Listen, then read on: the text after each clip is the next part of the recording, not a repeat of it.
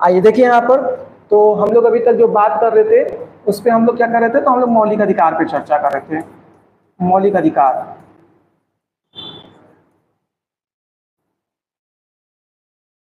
ठीक है। और आप जानते हैं जो 6 प्रकार के मौलिक अधिकार होते हैं उनमें से हम लोगों ने किस किस को देख लिया था, तो हम लोगों ने एक समानता के अधिकार को देखा, समानता 14 से 18। उसके बाद दूसरा आपने कौन सा देखा था, स्वतंत्रता। स्वतंत्रता के अधिकार की बात करते हैं तो ये 19 से 22 है। फिर आपने देखा था शोषण के विरुद्ध संरक्षण का अधिकार। तो जब शोषण के विरुद्ध संरक्षण के अधिकार बात करते हैं तो इसमें क्या हो गया, 23 हो गया और 24 हो गया। फिर आपने देखा था धार्मिक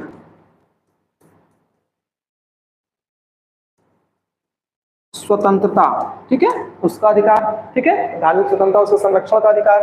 यहां पर आप देखें तो 25 से हो गया कितने तक, 28 तक, ठीक है। अब हम लोगों के पास क्या है, तो अब हम लोग को बात करना है आर्टिकल 29 और 30 के संदर्भ में, ठीक है। आर्टिकल 29 और 30 ये दोनों क्या है, ये दोनों जो है वो अल्पसंख्यकों के संरक्षण से संबंधित है। अल्पसंख्यकों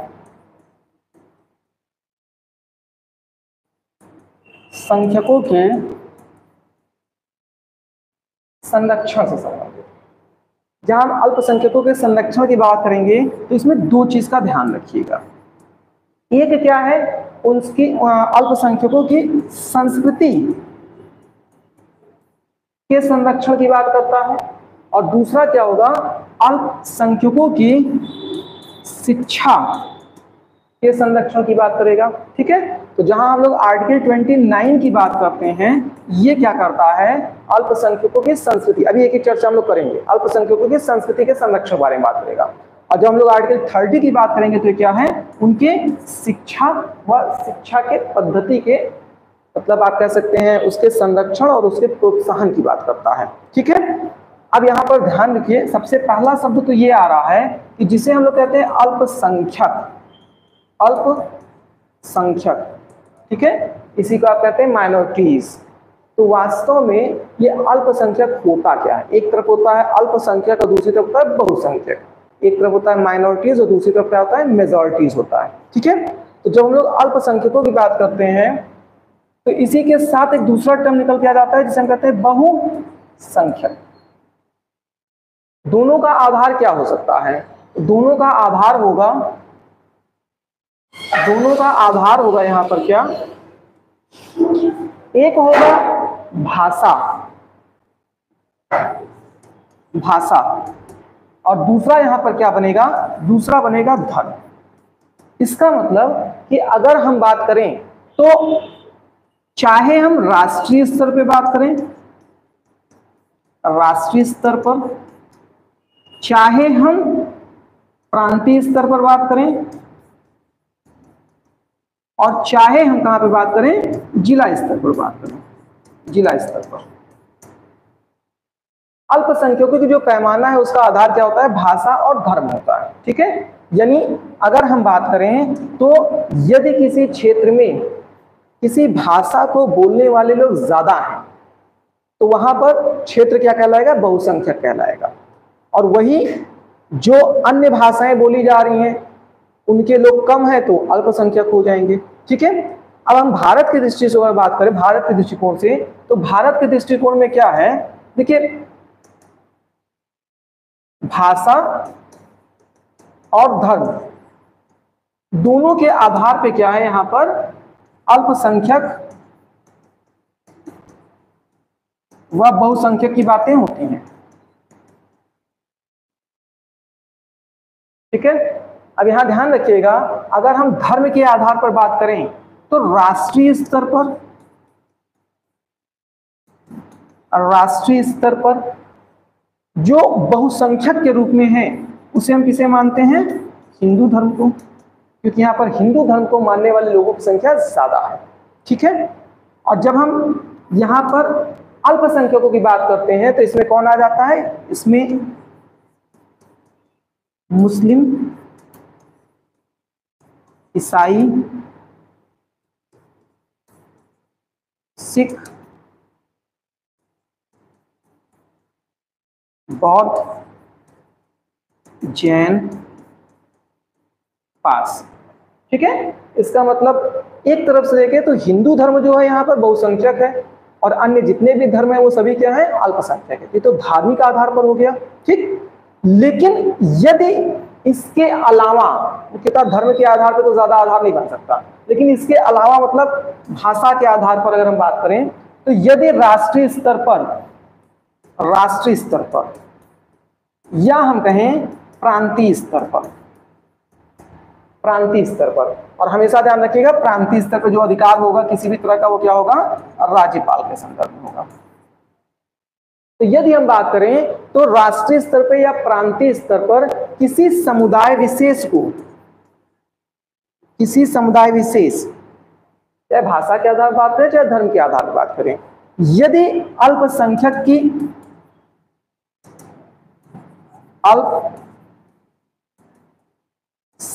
की संज्ञा देना होता है, यानी अल्पसंख्यक की मान्यता देनी होगी, तो उसका अधिकार किसके पास होगा, प्रांतीय स्तर पर राज्यपाल है तो राष्ट्रीय स्तर पर किसके पास जाएंगे, और राष्ट्रपति। क्या बताना चाह रहे हैं, फिर से समझिए कि जब हम अल्पसंख्यकों की बात करते हैं तो इसका आधार क्या बनेगा, या तो भाषा बनेगी या तो धर्म बनेगा। ठीक है, जहां तक राष्ट्रीय स्तर की बात करते हैं तो धर्म के, देखिए भाषा पे तो हम लोग चर्चा ही नहीं कर सकते कि भारत में इतने प्रकार की भाषाएं बोली जाती है कि हम कहां तक भाषाओं की बात कर सकते हैं। ठीक है, लेकिन जब हम राष्ट्रीय स्तर पर धर्म की बात करते हैं तो वहां पर हिंदू बहुसंख्यक वर्ग में आता है, जबकि जो अन्य धर्म बताया आपको, मतलब ईसाई हो गया, इस्लाम हो गया, जैन हो गया, सिख, बौद्ध, पारसी, ये सभी लोग किस में चले जाते हैं, आपके अल्पसंख्यक में। लेकिन यदि इसके अलावा भी किसी अन्य समुदाय को किसी भी आधार पर अल्पसंख्यक का दर्जा देना होगा तो राष्ट्रीय स्तर का अगर उसको अल्पसंख्यक का दर्जा प्राप्त होगा तो ये अधिकार राष्ट्रपति के पास होगा, और प्रांतीय स्तर का अगर अल्पसंख्यक का दर्जा देना होगा तो ये अधिकार किसके पास होगा, राज्यपाल के पास। ठीक है, अब जहां तक हम लोग बात करते हैं कि जो धर्म की बात है, तो जब हम धार्मिक समुदाय की बात करते हैं, क्योंकि धर्म से जुड़ा जो समुदाय होगा वो क्या हो जा रहा है आपका, धार्मिक समुदाय, मतलब किसी विशेष धर्म के मानने वाले लोगों का एक समूह। ठीक है, तो जब हम धार्मिक समुदाय की बात करते हैं तो ध्यान रखिएगा इसका कुछ आधार होता है, इसे हम एक विशेष धर्म की मान्यता देते हैं। तो यहां पर क्या हो जाएगा, सबसे पहली चीज तो आप जानते हैं कि इनकी थोड़ी सी संस्कृति क्या होती है, वो अलग होती है। संस्कृति के अंतर्गत क्या आता है, कई चीजें आ जाएंगी, जैसे इनका वेशभूषा हो सकता है, अर्थात पहनावा, इनका खान पान हो सकता है, इसके अलावा इनकी मान्यताएं हो सकती हैं। इसके अलावा और क्या आएगा इसमें, तो इसके अलावा जो है इनके त्योहार, पर्व जिसे आप कह रहे हैं, और प्लस कोई इनका क्या होगा, अपनी एक भाषा व लिपि हो सकती है। और चूंकि धार्मिक संप्रदाय है इसलिए यहां पर क्या होगा, इनका अपना कोई एक धर्म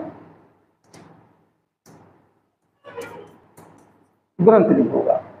ठीक है, और इसलिए इस चीज की परिभाषा को समझना स्पष्ट, मतलब आपको जानना जरूरी है, क्योंकि आप जानते हैं ये पीछे जब भी धर्म पे चर्चा हुई तो मैंने बताया कि धर्म लोगों को जोड़ने के साथ साथ क्या करता है, अपना एक राजनीतिक एकीकरण करता है। इसका मतलब कितने ज्यादा से ज्यादा लोगों को जोड़ करके हम अपनी एक इकाई को तैयार कर सकें। इसीलिए आप देखेंगे कि भारत जैसे क्षेत्रों में क्या है, बहुत छोटे छोटे स्तर पर आपको कई समुदाय ऐसे दिखाई देंगे जो आपको दिखाई देगा कि वो अपने एक अलग धर्म की परिपाटी पे चल रहे हैं।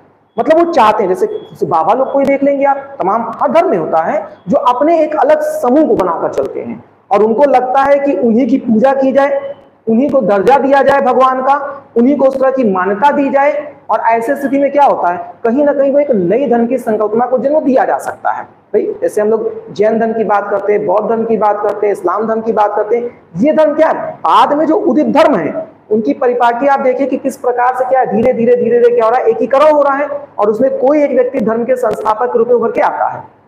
तो आधुनिक समय में, आधुनिक समय मतलब 20वीं शताब्दी 21वीं शताब्दी बात करें तो ये भी तो व्यक्ति के अपने वैचारिक विचार होते हैं ना कि हम भी क्या हो, एक स्तर पर अपने धर्म का गठन करें। आपने देखा ही था कि जब हम लोग अलाउद्दीन खिलजी, हाँ। तो आपने देखा था कि वो क्या कर रहे थे, एक अलग अलग धर्म बनाना चाह रहे थे। अब अलग धर्म बनाना चाह रहे थे तो फिर उनके साथ भाई उनके जो सलाहकार समूह वर्ग के लोग थे, वो होता है कि धर्म बनाना राजा का काम नहीं होता है। तो अगर वो अलग धर्म बनाते तो आप कल्पना करके देखिए कि अगर धर्म बना होता तो कहीं ना कहीं क्या था, इस्लाम से ही जुड़ करके अलग धर्म बना होता। तो इसका मतलब इस्लाम के लोगों को ही तोड़ करके उसमें ज्यादातर लोगों को जोड़ने का प्रयास किया जाता। इसी तरह आपने बहुत समय पे देखा, जैसे हम पुनर्जागरण काल की बात करते हैं तो आपने देखा ब्रह्म समाज हुआ, आर्य समाज हुआ। अब इनकी संकल्पनाओं के माध्यम से धीरे धीरे आपने देखा कि जो पूरी धार्मिक जो परिपाटी थी उसमें क्या हुआ, बहुत बड़े स्तर पे बदलाव भी लेके आए गए। जैसे मान लेते हैं कि अगर हिंदू धर्म की परिपाटी पे बात करें तो इनके जो विवाह का एक संस्कार होता है उसके अनुसार आप देखेंगे तो उन धार्मिक मतलब धार्मिक नहीं कह सकते, लेकिन उन समुदाय में क्या है, आपने देखा कि व्यवस्था को बदल दिया गया। ठीक, और बदलने का आधार क्या है कि कहीं ना कहीं पुरानी चीजों को हम गलत साबित करेंगे तभी हम नए लोगों को अपने साथ जोड़ पाएंगे। तो इसीलिए बहुत अलग अलग तरह के आपको छोटे छोटे जो संस्थाएं दिखती हैं, अब उन्हीं को हम लोग क्या कह देते हैं, उन्हीं को हम लोग संप्रदाय कह देते हैं, संप्रदाय कह देते हैं। ठीक है, और अगर हम सांप्रदायिक मुद्दों पर बात करते हैं तो इसका मतलब क्या हो गया, कोई एक विशेष समूह जो अपनी अलग प्रकार की मान्यताओं या रीति रिवाजों के संस्करणों को रखता हो। ठीक है, भले ही उसकी अपनी कोई भाषा ना हो, कोई अपनी लिपि ना हो और कोई अपना धार्मिक ग्रंथ ना हो, केवल उसके सिद्धांत हो अपने कुछ, तो इस आधार पर भी चीजों का बढ़ जाता है। तो जब भी आप धर्म सुनिए और जब भी आप संप्रदाय सुनिए तो जरूर ध्यान रखिएगा कि कहीं ना कहीं क्या है चीजें एक ही, बस संप्रदाय को क्या है व्यापक स्तर पर मान्यता नहीं मिली। जैसे आपने बौद्ध धर्म को लेकर पढ़ा कि बाद में जाकर के वो क्या था, कई खंडों में बढ़ गया था, कई विचारों में बढ़ गया था। अच्छा, दूसरी चीज क्या है, जैसे अभी देखिए हम लोग जैसे कुछ दिन पहले चर्चा कर रहे थे, वो इंडेक्स आया था, मतलब वैश्विक जो जोखिम का इंडेक्स आया था, देखा था आप लोगों ने, वैश्विक जोखिम का इंडेक्स जो 2023 का आया था, 2024 के लिए आशंका दिखाई गई थी। उसमें आपने एक चीज देखा था, जो विश्व में और मुख्य रूप से भारत जैसे देश में जो सबसे बड़ा रिस्क बताया गया था, वो क्या बताया गया था, सबसे बड़ा रिस्क क्या बताया गया था, सूचना, है ना, सूचना। और ये सूचना का आधार क्या बताया गया था, दो, एक क्या था, एक जिसे आप कहते हैं कि मतलब गलत सूचना देना, गलत सूचना देना, और दूसरा क्या था, दूसरा क्या था, एक अधूरा सूचना देना। ठीक है, मतलब कहीं पर किसी चीज की हमने सूचना ही गलत दे दी। एक लोग जल्दी से खबर किए, अरे कहाँ हो, क्या हुआ, अरे फलाने का एक्सीडेंट हो गया, वो हॉस्पिटल में एडमिट हैं, जल्दी आओ एकदम, बस पता लगा घर में रोना गाना फलाना ढाना सब कुछ हो गया। फिर फोन किए, रोलिए सब लोग, हाँ कौवा चोंच मार दिया था। सुना ही नहीं सुना है आप लोगों ने, नहीं सुना है? अरे मैं यहीं पे आके सुना है, मतलब पता नहीं सब जगह होता है कि नहीं होता है, लेकिन मुझे पता चला कि कौवा चोंच मार देता है तो लोग मानते हैं कि मतलब किसी की डेथ हो सकती है। हाँ, तो इसलिए कहीं पर ऐसी खबर दीजिए कि लोग पहले रोना शुरू कर दें, हाँ रुलाया जाता है, तो वही खबर ऐसे इसीलिए देंगे कि रो दें। अब ये क्या है, ये पूरी तरह से गलत सूचना है ना, मतलब एक्सीडेंट जैसा कोई चीज ही नहीं था, बाकी आधा अधूरा। तो यहां पर जब हम संप्रदाय की बात कर रहे थे, ठीक है, हाँ देखिए, तो यहां पर हम बताए थे कि जब क्या होता है, जब प्रतिस्पर्धा होती है, तो प्रतिस्पर्धा, इस प्रतिस्पर्धा में क्या होता है, एक सबसे सीधी की चीज होती है कि अगर अपने को अच्छा करना है तो दूसरे को क्या करिए, बुरा करिए। ठीक है, दो दुकान चलाने वाले जब बगल बगल होंगे तो वो हमेशा एक यही कहेगा कि बगल वाला क्या देता है, तौलता कम है, सामान थोड़ा ध्यान से लिया करो, कोई एक्सपायरी वाला दे देता है, कभी एक्सपायरी वाला ना भी देगा तो कम से कम अफवाह चलना चाहिए ना एक्सपायरी वाला दे सकता है, तो इससे क्या होगा, इससे उसकी छवि खराब होती रहेगी। ठीक है, तो दुनिया में जो धर्म और संप्रदाय है ये बहुत बड़े स्तर तक क्या है, मानवीय विभाजन का कारण है। वहीं दूसरी तरफ क्या है कि लोगों की अपनी क्या है, स्वतंत्रता है, और इसीलिए ये एक बहुत संतुलन का स्थान बनता है।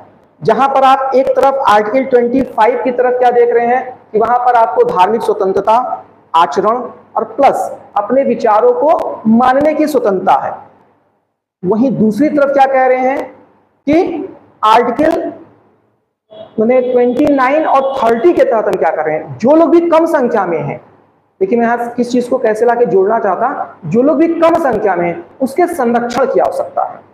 अब सोचिए क्यों, क्योंकि बहुत से बार माना जाता है कि जो लोग संख्या में ज्यादा हैं वो क्या होंगे, अपने विचारों को या अपने जो आप कह सकते हैं संस्कृति है या आप कह सकते हैं अपनी मान्यताएं हैं उसको क्या करेंगे, दूसरों पर थोपना चालू कर देंगे। ठीक है, तो भारत का संविधान इसीलिए क्या है, यहाँ पर हर चीज को एक एक एंगल से सोच करके रखा गया है, यहाँ पर संरक्षण देना है। और आप जानते हैं कि कहीं पर भी जो विविधता होती है,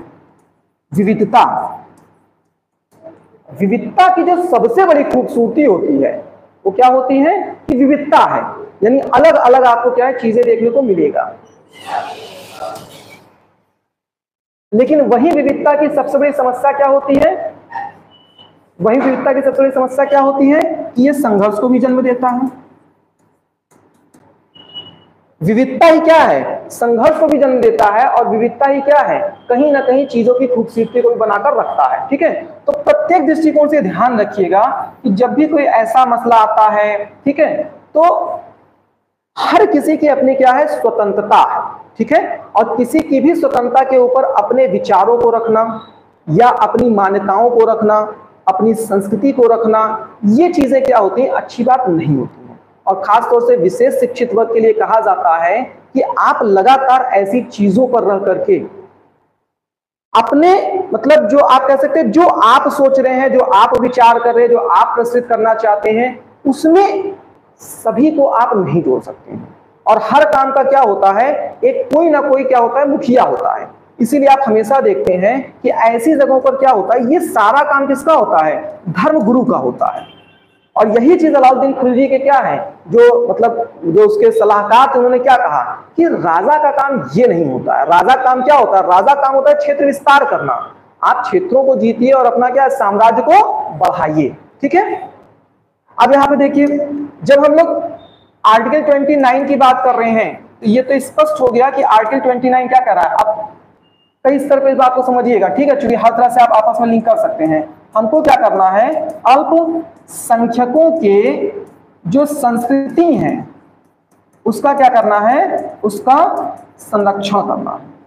अब संस्कृति का मतलब आप समझ गए। यहाँ पर संस्कृति का तात्पर्य क्या हो गया कि अब उसके पहनावे को, खान पान को मैं भी कुछ दिन पहले ऐसे देखा था, तो ऐसे रील चलता ना, शॉर्ट वीडियो चलता रहता है। ठीक है, तो उसमें जो आज तक की रिपोर्टर है श्वेता ना, देखा वो केरल गई थी। तो केरल गई थी तो वहाँ पर जो है मतलब एक जगह बैठ करके, वैसे ही बेंच लगा हुआ था, उसमें केले का पत्ता था और उसमें क्या था, उसमें जो है मतलब चावल लेकर के उस पर पूरा दाल पलट करके उसी केले के पत्ते पे एक जगह पे सब्जी रखी हुई थी, है ना, और वो खा रही थी। और वो खा भी रही थी तो बढ़िया अच्छे से हाथ से अपना खा रही थी।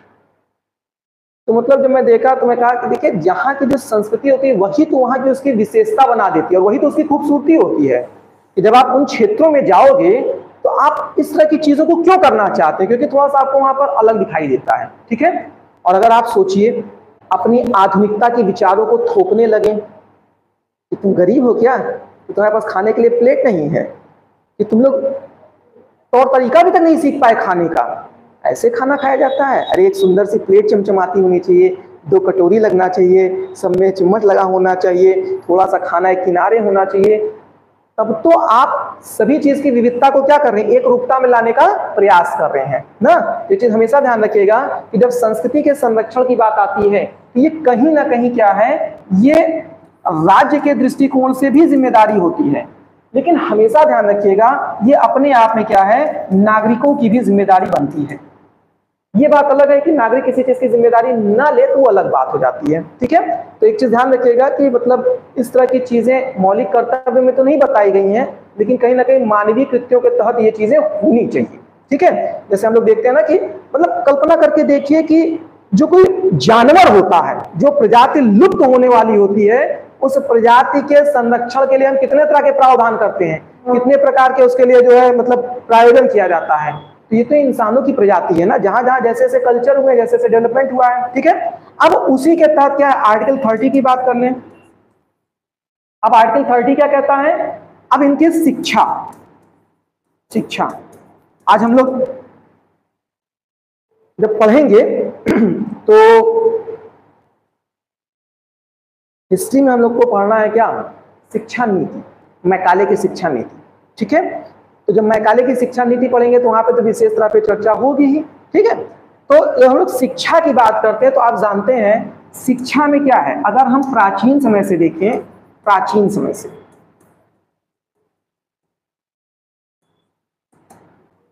अब इस प्राचीन समय में क्या होता था, खासतौर से भारत जैसे देशों में, या भारत क्या लगभग सभी जगहों पर देखिए, तो जो शिक्षा का आधार होता था वो क्या होता था, वो उनका धर्म दर्शन होता था, और यहीं से क्या होता था, साहित्य होता था। तो मुख्य रूप से तो यहीं पे होता था, ठीक है। इसका मतलब जो धार्मिक ग्रंथ हैं वही आपको क्या करते थे, वही आपको शिक्षित करते थे, वही आपको क्या करते थे, आचरण देते थे, वही आपको क्या थे, मानवीय व्यवहार सिखाते थे। और सबसे बड़ी बात क्या है, किसी धर्म की विशेषता क्या होती है, वो एकीकरण करता है। एकीकरण का तात्पर्य क्या है कि जैसे अगर हम बहुत पुराने समय में जाएंगे, जब धर्म का उदय नहीं हुआ होगा, तो मानव कहीं ना कहीं पाषाणकालीन मानव था, इसका मतलब सब में कोई किसी प्रकार का एकीकरण नहीं था। लेकिन धर्म ने क्या किया, धीरे धीरे पहनावा, खान पान, भाषा, विचार, मान्यताओं से क्या किया, एकीकृत किया। और ऐसे क्या हुआ, मानव समुदाय का एक प्रकार से आप कह सकते हैं मतलब सामुदायिक जन्म हो रहा है, ठीक है। तो धर्म दर्शन की जब हम बात करते हैं तो वो सब कुछ सिखाता था। लेकिन ब्रिटिशर्स जब आए तो ब्रिटिशर्स ने क्या किया, ब्रिटिशर्स ने क्या किया, ब्रिटिशर्स ने आजकल ऑटो फंक्शन मोड पे है, ब्रिटिशर्स ने क्या किया, दुनिया में क्या किया था, औपनिवेशिक काल चलाया था अपना। दुनिया के क्या है, प्रत्येक स्थानों पे क्या किया था, अपनी नीति लेकर के आए थे। और जब आप मैकाले की शिक्षा नीति देखते हैं तो मुख्य रूप से क्या था, केवल भारत के लिए थोड़ी ना था, मतलब इसी दृष्टिकोण से, इसी के आधार थोड़ा सा भारत की पृष्ठभूमि पर जो शिक्षा थी वो क्या थी, पूरी दुनिया में उन्होंने क्या किया, अपनी शिक्षा का प्रसारण किया, अपनी शिक्षा का प्रसारण किया और एकीकरण किया, ठीक है। और आप ध्यान रखिएगा कि ये वही यूरोपीय हैं, जब गैलीलियो ने सबसे पहले बताया था कि पृथ्वी गोल है तो उसकी हत्या करा दी गई थी। जानते हैं क्यों? क्योंकि कहते तुम ऐसा कैसे कह सकते हो, हमारे भगवान ने ऐसा नहीं बताया है। इसका मतलब जो बाइबल था उसमें ये बात नहीं लिखा गया है, तो बाइबल में नहीं लिखा है, मतलब ऐसे ईसा मसीह ने नहीं बताया है तो तुम कैसे बता सकते हो। तो इसीलिए कभी कभी ये भी कहते हैं कि जो धर्म होता है एक स्तर तक आपको सिखाता है तो दूसरे स्तर तक क्या करता है, फिर चीजों के विचार आपकी क्या करता है, वो संकुचित भी कर देता है। संकुचित इसलिए कर देता है क्योंकि अब आप उससे ज्यादा बाहर जाकर के नहीं बोल सकते और नहीं सोच सकते हैं, ठीक है। और लगभग कई वर्षों बाद, कई 100 वर्षों बाद क्या हुआ कि फिर ब्रिटेन के पोप थे, उन्होंने क्या किया था, अपने मतलब अपने देश के उस कृत्य के लिए क्षमा मांगा था कि गैलीलियो के साथ वो बुरा हुआ। मतलब जो वो बात भाई अंततः तो ये प्रूफ हो गया ना कि दुनिया गोल है, तो इसका मतलब क्या था कि जो हमारे धर्म ग्रंथ में लिखा है वो गलत था। अब धर्म ग्रंथ को आप सीधे भगवान से जोड़ दिए, गलत है। धर्म ग्रंथ भी जब लिखा गया तो कोई इंसान ही लिखा था, क्योंकि अगर भगवान जैसी संकल्पना है तो वो फिर अभी फिलहाल मानव की पहुंच से बाहर है।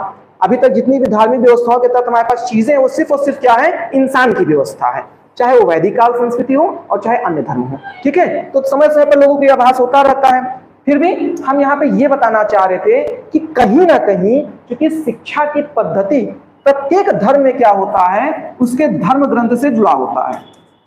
और ऐसा नहीं है कि आप आधुनिक विचारों के तहत इनके विचारों को समाप्त करिए, क्योंकि प्रत्येक धर्म में क्या है, जो नैतिक आचरण, हम लोग इथिक्स पढ़ते हैं तो नैतिक आचरण की बात करते हैं हम लोग, या जब हम लोग बात करते हैं कि किस प्रकार से मानव के विचारों का उदय हो रहा है, वो कहीं ना कहीं आप देखेंगे तो उसके आधार कहाँ से शुरू हुए हैं, धर्म ग्रंथ से तो शुरू हो रहे हैं। मतलब जो भी, जैसे हम लोग भारतीय क्षेत्रों में बात करते हैं, भाई जो वेदों में कह दिया गया वो आज भी विज्ञान कह रहा है। इसका मतलब कहीं ना कहीं क्या, जो विज्ञान है उसको आधार तो वेदों से मिला।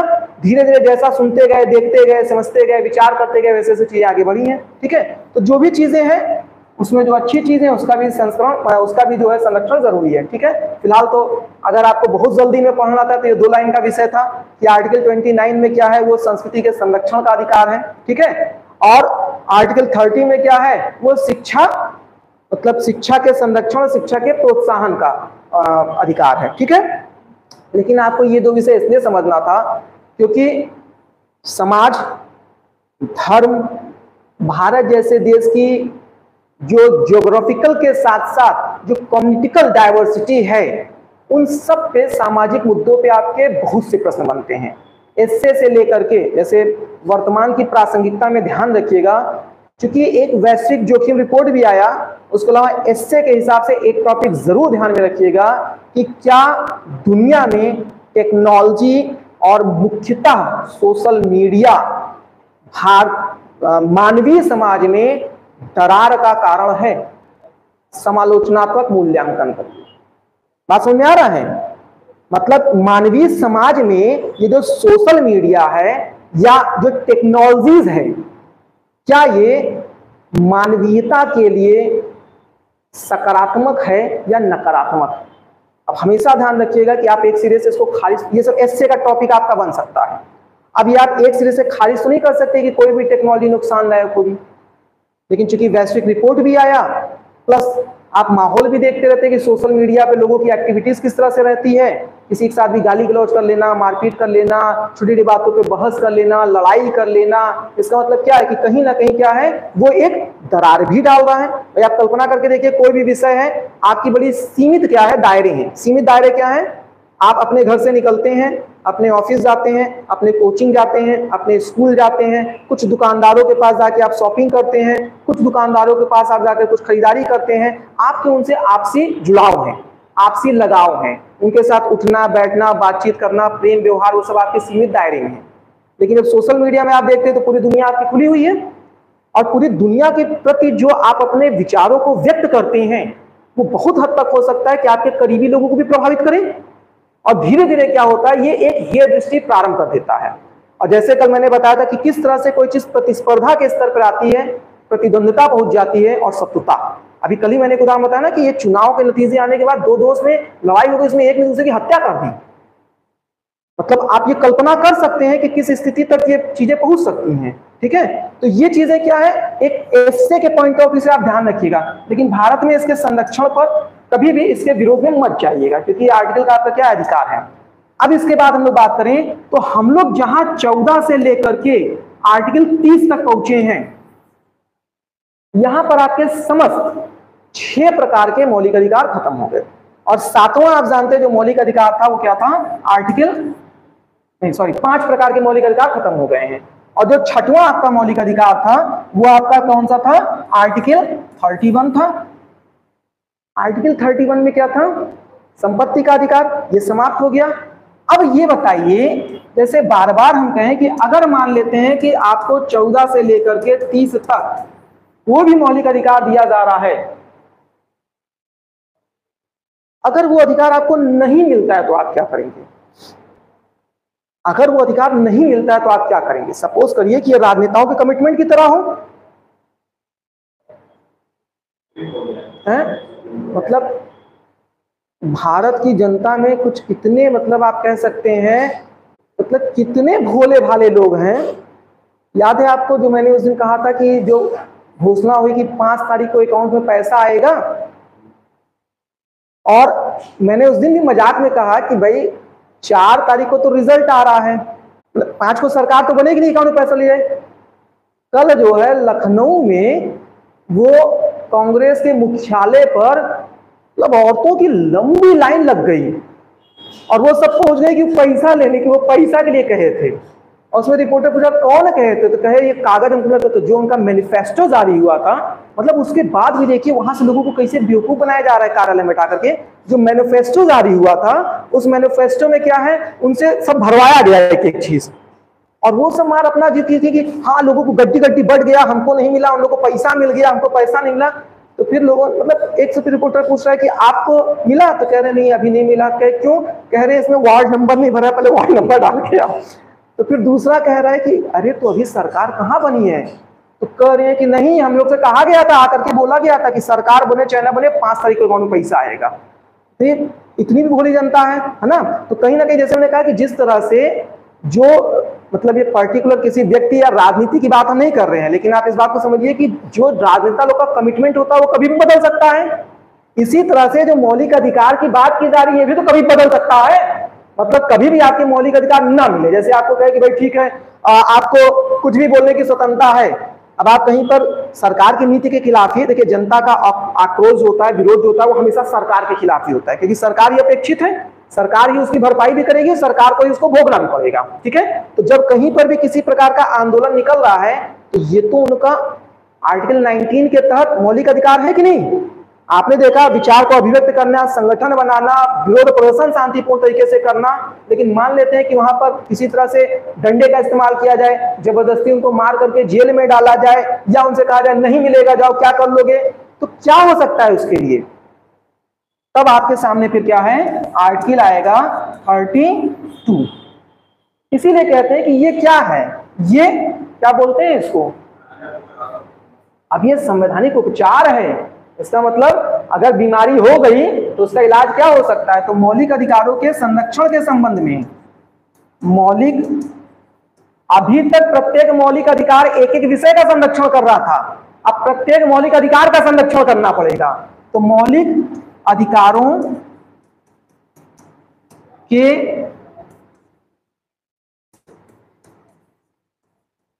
संरक्षण, को ज्यादा ही बड़ा संरक्षण हो गया, के संरक्षण के लिए संवैधानिक उपचार का अधिकार। ठीक है, कुल मिलाकर के मौलिक अधिकारों का संरक्षण करना है। अब वो संविधान में उसका क्या उपचार दिया गया, तो यहीं पर आप सुनते हैं कि क्या है, सुप्रीम कोर्ट को 5 प्रकार के रिट जारी करने का अधिकार है। रिट, रिट एक शब्द समझिए जिसका मतलब ही हो गया कि मौलिक अधिकार के संरक्षण के संदर्भ में कुछ आदेश जारी किए जा रहे हैं। पता ही होगा कितने प्रकार के रिट होते हैं, कितने प्रकार के होते हैं रिट, 5 प्रकार के। कौन कौन से हैं, बंदी प्रत्यक्षीकरण, चलिए ठीक, बंदी प्रत्यक्षीकरण, दूसरा परमादेश, तीसरा हाँ है? दोनों है, मतलब कोई ऐसा क्रम नहीं है, पहला जो कहिए वो लिख दें, क्या लिख दें, उत्प्रेषण, प्रेषण, चौथा प्रतिषेध, 5वां अधिकार परीक्षा। थोड़ा सा नाम अलग है, तो ये तो मैं बार बार बताता हूँ, हर विषय की अपनी यही विशेषता होती है कि जब आप पहली बार पढ़ते तो कुछ नाम आपको अलग देखने को मिलता है। ठीक है, लेकिन एक बार कंसेप्ट को समझ लीजिए तो आपके लिए क्या होगा, फिर कोई बहुत दिक्कत नहीं है। देखिए बंदी प्रत्यक्षीकरण, अगर इसको जोड़ें तो सीधा आप देख लीजिए कि बंदी करने का तात्पर्य किस अनुच्छेद के तहत है। एक तो 20 है, दूसरा 22 है, तो पहले दोष सिद्ध होगा कि पहले बंदी होंगे, पहले दोष सिद्ध होगा, तो बंदी किसके तहत होंगे, 22 के तहत हो रहे हैं। अब मान लेते हैं जैसे वहां पर कहे कि आर्टिकल 22 के तहत कोई क्या कर रहा है, कोई मनमाने तरीके से क्या है, किसी की गिरफ्तारी कर रहा है। ठीक है, ध्यान रखिएगा। अच्छा चलिए इसको लास्ट से बताते हैं, पहले समझ लीजिए। कोई मनमाने तरीके से किसी क्या कर रहा है, गिरफ्तारी कर रहा है, तो जिसकी गिरफ्तारी हुई है, अब या तो ये व्यक्ति स्वयं या इसके परिवार का कोई भी व्यक्ति क्या करेगा, आर्टिकल 32 के तहत सुप्रीम कोर्ट में सीधे बंदी प्रत्यक्षीकरण रिट के तहत अपनी याचिका दायर कर सकता है। अब इसमें होगा क्या, जो सुप्रीम कोर्ट होगा यानी यहाँ पे जो जज होंगे वो क्या करेंगे, सबसे पहले जो बंदी करता है उसको हाजिर कराएंगे। बंदी करता का तात्पर्य कि जिसने क्या किया है, बंदी किया है, मतलब जिसको बंदी बनाया गया एक वो हो गया, और जिसने किया वो दूसरा हो गया। जिसने उसको गिरफ्तार किया उसको बुलाया जाएगा और उससे पूछा जाएगा कि आपने इन महाशय को किस आधार पर गिरफ्तार किया है। ठीक है, अब यदि उनके पास कोई आधार जो है वो वैलिड नहीं होगा तो इसी के तहत फिर क्या होता है, बंदी प्रत्यक्षीकरण रिट जारी होगा और उस व्यक्ति को क्या होगा, फिर रिहा करने का आदेश दिया जाएगा। लेकिन ध्यान रखिएगा, ये बंदी प्रत्यक्षीकरण का जो आप कहीं पर भी सुप्रीम कोर्ट में एक तरह से याचिका दायर कर सकते हैं, ये किसी भी आपराधिक मामले के लिए नहीं होता है। आपराधिक मामला ना होने का मतलब सीधी सी बात आप समझ लीजिए कि यदि किसी पर भी एफआईआर हो गया और एफआईआर के दौरान अगर उसके ऊपर आईपीसी का कोई सेक्शन लगा दिया गया कि भाई आईपीसी की इस धारा के तहत इनको गिरफ्तार किया गया है, तो कहीं ना कहीं आधार बताए ना कि हमने क्यों गिरफ्तार किया है। अब वो आईपीसी की धारा उस पर सही है नहीं, उसके लिए तो मुकदमा चलेगा, लेकिन बेचारे के ऊपर अगर कोई आईपीसी की धारा भी आप नहीं लगा पा रहे हो तब तो लाजमी है कि भाई आप क्यों गिरफ्तार किए, ये बात बताना आपके लिए जरूरी हो जाएगा। ठीक है, तो ये हो गया बंदी प्रत्यक्षीकरण। तो हमेशा ध्यान रखिएगा, आपराधिक मामले को लेकर के कभी भी आप मौलिक अधिकार के संरक्षण की बात नहीं कर सकते। अगर आईपीसी की धारा लग गई तो इसका मतलब फिर तो न्यायालय में मुकदमे के बाद ही बात निकल करके आएगी। ठीक है, अब दूसरा क्या था, दूसरा क्या था आपका, दूसरा परमादेश। परमादेश का मतलब यहां पर परमात्मा के आदेश से नहीं है, लेकिन हाँ संवैधानिक प्रावधानों में परमात्मा के आदेश से कम भी नहीं है ना। इसका मतलब क्या है, परम आदेश है। अब ये वास्तव में क्या है, जैसे मान लेते, अच्छा एक चीज और ध्यान रखिएगा, चलिए चलिए यहाँ देखते हैं, ये जो परमादेश है ये क्या होता है। जैसे मान लेते हैं कि कोई व्यक्ति क्या है, ये किसी लोक पद पर है। लोक पद का तात्पर्य क्या होगा कि किसी सरकारी पद पर है, सरकारी पद पर है। आप जानते हैं कि जब भी कोई व्यक्ति किसी पद पर होता है तो वो पद पर केवल सैलरी लेने के लिए नहीं होता है। किस लिए होता है, उस पद का जन सेवा के लिए कोई आधार होता है, कोई कर्तव्य होता है। इसका मतलब कि जब कोई व्यक्ति किसी पद पर बैठा है तो कहीं ना कहीं क्या है, उसका कोई विधिक कर्तव्य है, विधिक कर्तव्य। और विधिक कर्तव्य का दायित्व तो हो गया कि कोई ना कोई तो उसके लिए नियम बनाए गए ना कि आपके ये कार्य हैं। और यदि कोई व्यक्ति क्या है, अपने कर्तव्यों का निर्वहन नहीं करता है, निर्वहन नहीं करता है, तो ऐसी स्थिति में क्या होता है, यदि जैसे मान लेते हैं कि आप लोग अपने कॉलेज में जाते हैं, ठीक है, अगर कॉलेज आपका सरकारी है और ऐसी स्थिति में क्या है, मान लेते हैं कि आपका सबसे ज्यादा घोटाला स्कॉलरशिप फॉर्म पे हो जाता है।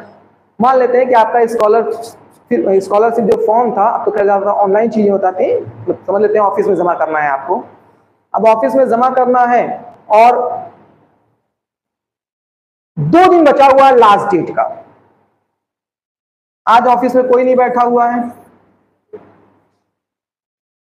आप अगले दिन बुलाए जा रहे हैं, आप अगले दिन भी गए, अगले दिन भी ऑफिस में कोई नहीं बैठा है, आपकी तो डेट निकल गई।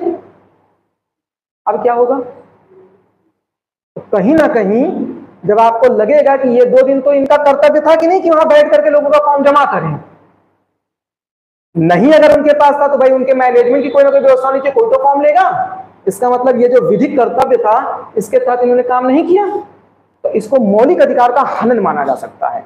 और ध्यान रखिएगा, मौलिक अधिकार का हनन it can be as simple and small as to die ant, मतलब चींटी मारने जैसी छोटी बात भी मौलिक अधिकार के हनन के संदर्भ में आ सकती है, और हाथी मारने जैसा बड़ा काम भी मौलिक अधिकार के ही संदर्भ में जाएगा। तो बहुत छोटी छोटी चीजें जो हम लोग उपेक्षित कर देते हैं और लगता है छोड़ो इसके लिए कौन कोर्ट मुकदमा और कचहरी तक की बातें करेगा, वो भी आपके मौलिक अधिकार के तहत आता है। मतलब बहुत छोटी छोटी चीजें आपके मौलिक अधिकार के तहत आ सकती हैं। तो इस तरह की समस्याएं बहुत बार आप लोग फेस किए होंगे, देखे होंगे ना। तो अब ये भी क्या है, यहाँ पर फिर क्या होगा, उस लोक पद का जो व्यक्ति है उसे न्यायालय में उपस्थित कराया जाएगा, और उनको क्या है भाई पूछा जाएगा, जवाबदेही उनकी बनती है, और फिर उनको क्या होगा, उनको आदेश दिया जाएगा अपने कार्यों के निर्वहन के लिए। समय निकल गया है तो उनकी जवाबदेही बनती है कि समय में कैसे क्या करेंगे, किस तरह व्यवस्थाएं करेंगे, ठीक है, ये उनकी जवाबदेही बनती है। ठीक है, तो कुल मिलाकर के ये होता है परमादेश। बहुत सीधे से शब्दों में समझिए कि कोई अगर लोकपद पर व्यक्ति है और यदि उसने क्या किया, अपने विधिक कर्तव्य, उसने जो भी उनके पद की जिम्मेदारियां थी उसका निर्वहन नहीं किया है, तो न्यायालय में उनकी जवाबदेही बनती है कि आपने अपने विधिक जो कर्तव्य था उसका निर्वहन क्यों नहीं किया। ठीक है, और अगर नहीं किया तो उनको फिर आदेश दिया जाएगा कि आप इसको करिए। तीसरा और चौथा समझिए एक साथ। एक हम लोग कहते हैं तीसरा, जैसे तीसरा क्या है, प्रतिषेध ले लेते हैं, और चौथा ले लेते हैं उत्प्रेषण। ये दोनों क्या है, लगभग एक जैसी प्रक्रिया, वो छोटा सा अंतर है। सबसे पहली चीज तो ध्यान रखिएगा, ये दोनों ही प्रकार के जो रिट जारी होते हैं ये किसके खिलाफ जारी होते हैं, तो ये न्यायिक व अर्ध न्यायिक संस्था के खिलाफ जारी होते हैं। ठीक है, और क्यों, अपने क्षेत्राधिकार का उल्लंघन करने के मतलब के कारण, क्षेत्राधिकार का उल्लंघन। दो नए टर्म आ गए, एक तो न्यायिक और अर्ध न्यायिक संस्था आ गई और दूसरी क्षेत्राधिकार का उल्लंघन आ गया। तो पहले हम देखते हैं न्यायिक और अर्ध न्यायिक संस्था का क्या अर्थ है।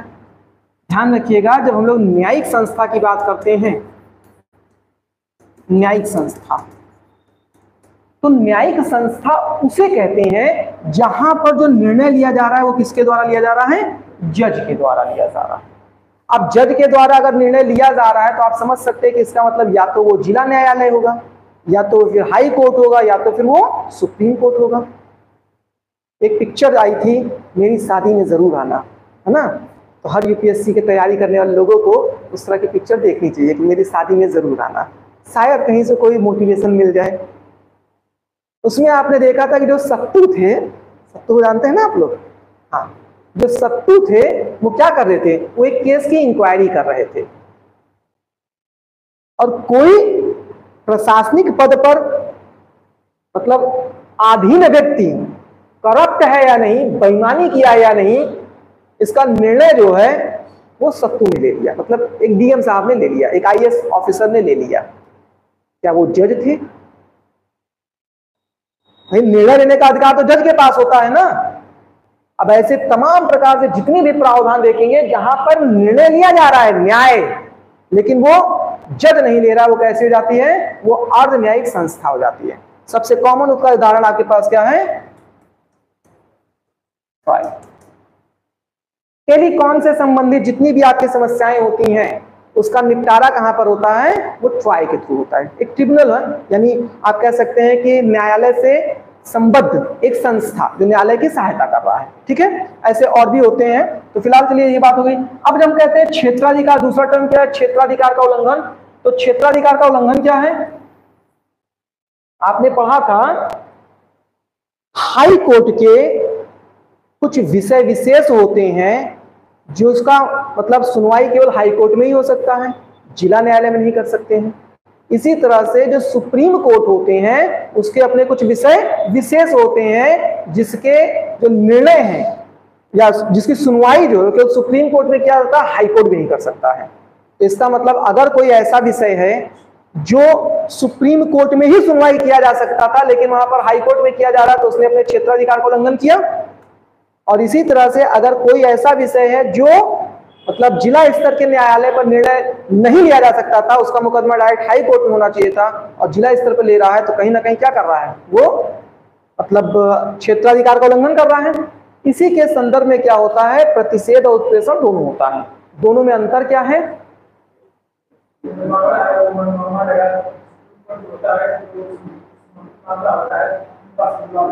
मामला तो बुलवा लेगा लेकिन यहाँ पर कौन सा ऐसा विषय होगा जो प्रतिषेध में जाएगा, कौन उत्प्रेषण में।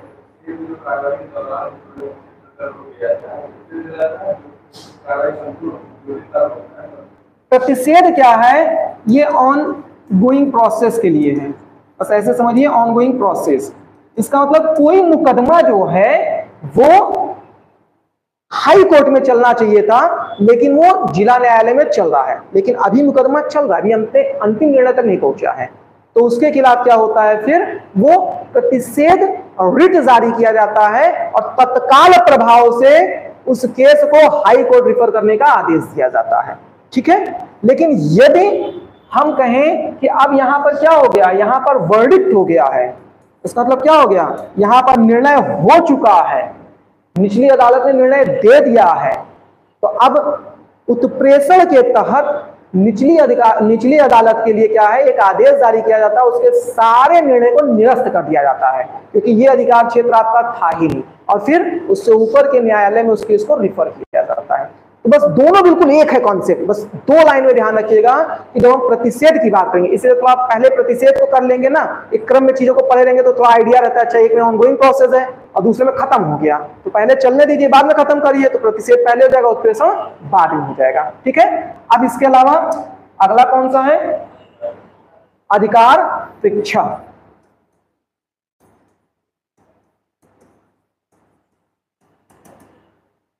देखिए चीजें जो है ऑनलाइन, जैसे हम लोग टेक्नोलॉजी की भी बात कर रहे थे ना, ऑनलाइन चीजें हो जाने का फायदा भी कितना है, खुद फायदा है। अभी पता नहीं आपने सुना था कि नहीं सुना था, 4-5 साल पहले का केस था एक, जहां पर क्या था, जो शिक्षक भर्ती हो रही थी उसमें एक महिला थी, उस एक महिला के सर्टिफिकेट पर हाँ लगभग 80-82 लोग क्या कर रहे थे, नौकरी कर रहे थे, और 80-82 लोग सैलरी उठा रहे थे। आपने अक्सर सुना होगा ना बहुत से बार, अरे पैसा दीजिए हम करा देंगे, डॉक्यूमेंट दीजिए, और आपने देखा होगा बहुत ज्यादा एडॉक वगैरह पे जब होता है तो आपका करा भी देते हैं लोग, और उसके बाद 2-4 महीना सैलरी भी आ जाती है, आपको संतुष्टि मिल जाती है, लाख 1.5 लाख दे भी देते हैं, लेकिन आपका फर्जी डॉक्यूमेंटेशन होता है, व्यक्ति के रूप में आप जो काम कर रहे हैं वहां पर असली कागज आपका लगा ही नहीं है, ऐसा भी हो जाता है। अब सोचिए जब हमारे पास कोई चीज ऑनलाइन पोर्टल पे होता है, हमने एक क्लिक किया, सारी रिपोर्ट हमारे हाथ में आ गई।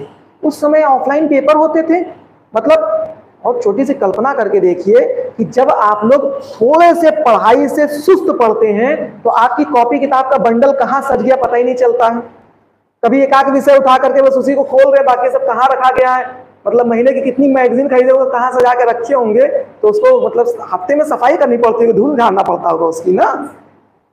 तो आप कल्पना करके देखिए कि भारत की सरकारी व्यवस्थाओं में कितने केस और कितनी व्यवस्थाएं, कितने कागज और कितने फाइलें जा रही हैं, जहां जिसका एक बार कागज और फाइल दब गया कोई खोलने जा रहा है, वो तो किस्मत खराब थी कि खुल गई, पता नहीं कहां से खुल गई, है ना।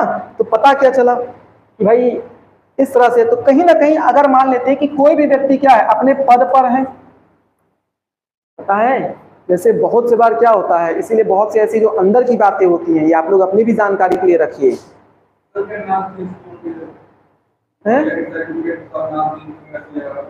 अब देखिए किस तरह से फर्जीवाड़ा किया, आधार तो कई बन सकता है, ठीक है, लेकिन फर्जीवाड़ा हुआ, अब उनका भी भाई फर्जीवाड़ा करने वाले भी अलग मास्टरमाइंड होते हैं, क्या क्या जुगाड़ करते हैं भाई वही बता सकते हैं, लेकिन हुआ ये बात अलग है ना। खैर देखिए यहाँ पर क्या है, हाँ मैं आप लोग को समझा रहा था, बहुत सी बार ऐसा होता है कि आपने कहीं एक समय पे 2 डिग्री ले ली जो कि अब वैलिड नहीं है, अब जल्दी मिल भी नहीं पाता क्योंकि आधार से सब लिंक हो गया, तो एक साथ दिख जाता है, ठीक है। हाँ एक प्राइवेट ले सकते हैं, लेकिन प्राइवेट तो खत्म हो गया ना, प्राइवेट सिर्फ इग्नू से कर सकते हैं। जो आप पहले कॉलेजेस से जो प्राइवेट डिग्री लिया करते थे खत्म हो गया सब कुछ, अरे नई शिक्षा नीति में सब नहीं, उससे पहले के जो प्रोसेस थे या उसके बाद उनकी डिग्री कंप्लीट हो रही वो सब ऑनगोइंग रहेंगे। इसीलिए आपने देखा कि नई शिक्षा नीति 2020 में अगर आ भी रही है तो बहुत सी चीजें 2022 में जाके बदली, 2023 में बदली, क्योंकि मान लेते कोई 2019 में किसी चीज के लिए प्रोसेस में गया है तो वो वही उसका लीगल मान होगा। तो 4 साल का अगर डिग्री है उसका तो भाई 3 साल तो लगेगा ही लगेगा, तो हर चीज बदलने में समय लगा। इसलिए आपने देखा होगा जो आपके यहाँ सेमेस्टर का कोर्स चल रहा था, किसी का आपने देखा कि वो साल भर पहले से सेमेस्टर हो गया, किसी का साल भर बाद से सेमेस्टर हुआ। जनरली पोस्ट ग्रेजुएट वाले जो थे उनका सेमेस्टर प्रोसेस 1 साल पहले हो गया, और जो ग्रेजुएट वाले थे उनका 1 साल बाद हुआ, क्योंकि मान लेते 2019 में किसी ने ग्रेजुएशन ज्वाइन किया तो उसका 2022 में कंप्लीट हो रहा है ना, लेकिन 2021 में किसी ने पोस्ट ग्रेजुएशन पे गए तो 2021 में कंप्लीट हो रहा है, तो 2021 के सभी लोगों का 2019 के सभी लोगों को 2021 में कंप्लीट हो गया। तो कुल मिला के ऐसा चेन लेके चलते हैं कि कोर्स खत्म हो जाए। हाँ तो यही बताया कि जब आप ऐसा कुछ काम किए हो या आपने कभी जैसे अपनी उम्र है ऊपर नीचे किया हो, या आपने कभी जो है कहीं दिखाया कहीं और से मैंने पास किया है लेकिन एक्चुअल में पास कहीं और से किया हो, किसी से मत शेयर करिए। किसी से मतलब किसी से, हाँ हमसे मत करिए।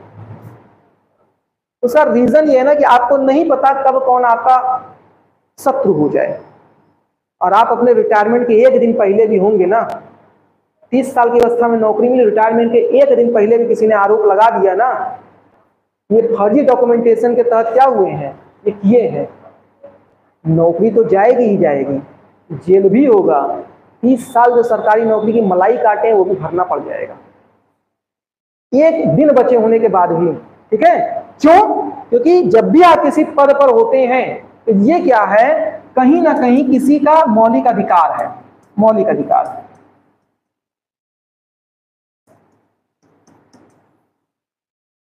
और इस मौलिक अधिकार के तहत क्या होता है, कहीं ना कहीं अगर आप देखेंगे तो जो व्यक्ति अपने पद पर है, ये अधिकार परीक्षा के तहत उससे पूछा जाता है कि आप यहां कैसे, आप यहाँ कैसे, मतलब कल्पना करके देखिए ना कि जैसे मान लेते हैं कि कोई किसी दिन अचानक ऑफिस में हूँ, देखो मेरे चेयर पे, सर के चेयर पे या हम लोगों के चेयर पे कोई तीसरा व्यक्ति बैठा हुआ है जिसे मैं नहीं जानता।